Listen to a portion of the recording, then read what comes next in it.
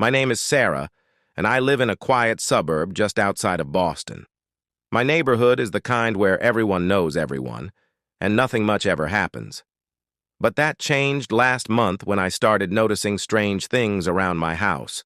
It began with small, easily dismissible events. My keys not being where I left them, a chair slightly out of place, or a window I was sure I had closed being open. I chalked it up to my forgetfulness and the erratic spring winds. However, things quickly escalated. One night, as I was getting ready for bed, I heard a faint tapping sound coming from my attic. It was a rhythmic, almost human-like knock. My heart raced, but I convinced myself it was just an animal that had found its way in. The next morning, I called an exterminator, but they found no signs of any pests. They assured me it was probably just the house settling. A few days later, I woke up to find muddy footprints leading from my back door up the stairs to my bedroom. The footprints were small, like those of a child. Panic set in. I lived alone, and the idea of someone being in my house while I slept was terrifying.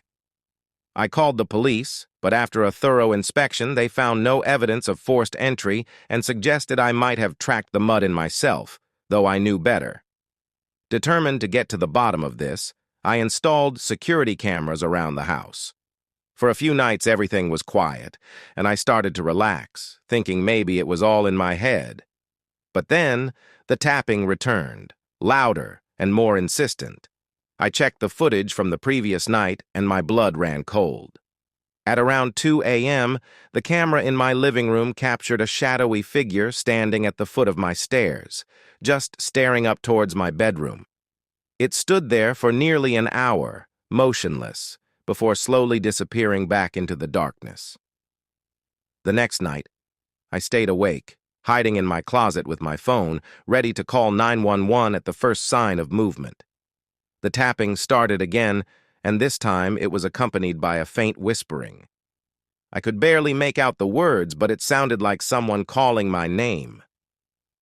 Gathering my courage, I crept downstairs, phone in hand, ready to record anything I might see. As I reached the bottom of the stairs, the whispering stopped. The house was eerily silent. I inched towards the living room, and that's when I saw it. A small figure, no more than 4 feet tall, stood in the middle of the room. Its back was to me, but I could see it was wearing old-fashioned clothes, tattered and covered in dirt. I gasped, and it slowly turned around. Its face was pale, almost translucent, with hollow eyes that seemed to pierce through me. It opened its mouth, but no sound came out. Frozen in fear, I managed to snap a photo with my phone before bolting back upstairs and locking myself in my room. I didn't sleep at all that night. When the sun finally rose, I reviewed the photo. The figure was there, clear as day, but something was off. Behind it, in the reflection of the window, I saw another face, twisted in an expression of sheer malice.